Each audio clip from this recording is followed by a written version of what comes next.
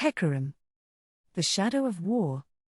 Born into an empire long since gone to dust and forgotten, Hecarim was a lieutenant of the Iron Order, a brotherhood sworn to defend their king's lands. As Hecarim won victory after victory from the back of his mighty warhorse, the commander of the Iron Order saw in him a potential successor. But also a growing darkness. His obsessive hunger for glory was eroding his honor, and over time the Knight Commander came to realize this young lieutenant must never lead them. When he was told this, Hecarim was furious. Even so, he bit back his anger, and continued in his duties. When they next rode to war, the commander found himself surrounded by enemies, and cut off from his fellow knights. Hecarim, seeing his chance, turned away and left him to die.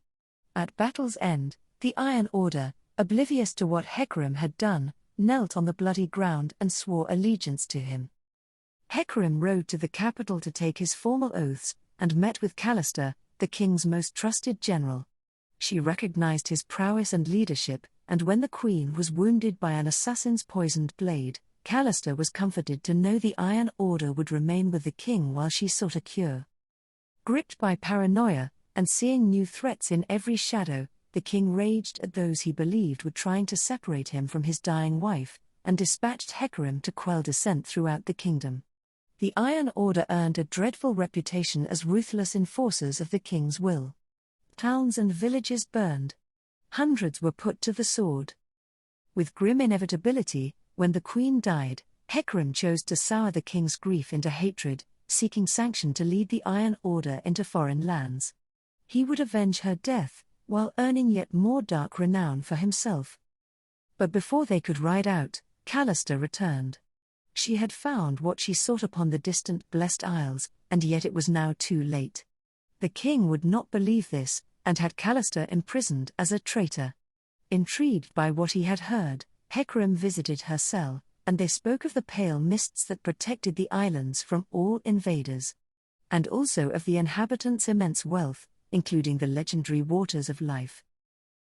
Knowing only Calista could lead them there, Hecarim eventually persuaded her to guide the king's fleet through the veil that concealed the Blessed Isles from mortal sight. They landed at the city of Helia with the queen's body in solemn procession. The Iron Order led the way, only to be met by the city's masters, who now refused to help. Enraged, the king ordered Calista to kill them, but she refused, and Hecarim smiled as he made the decision that would damn him for eternity. He drove a spear through Callista's back, and ordered his knights to ransack the city, looting its vaults of arcane treasures. Amid the chaos, a lowly custodian agreed to grant the king access to the waters of life, but not even this could distract Hecarim from the revelry of bloodshed, and so it was that the ruination of the Blessed Isles would take him almost completely by surprise. A blast wave of magical force tore across Helia, shattering every last building and leaving the fragments suspended in searing unlight. In its wake came the black mist, a billowing hurricane that dragged every living creature it touched into its shrieking, roiling embrace. Hecarim tried to rally the Iron Order, hoping to make it back to their ships, but the mist claimed them one by one as they fled. Alone, and defiant to the end, the Knight Commander was taken by the shadows.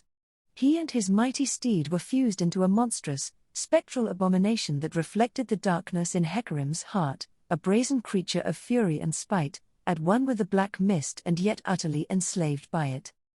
Bound forevermore to these shadow isles, Hecarim has spent centuries in a sinister mockery of his former life, cursed to patrol the nightmarish lands he once intended to conquer.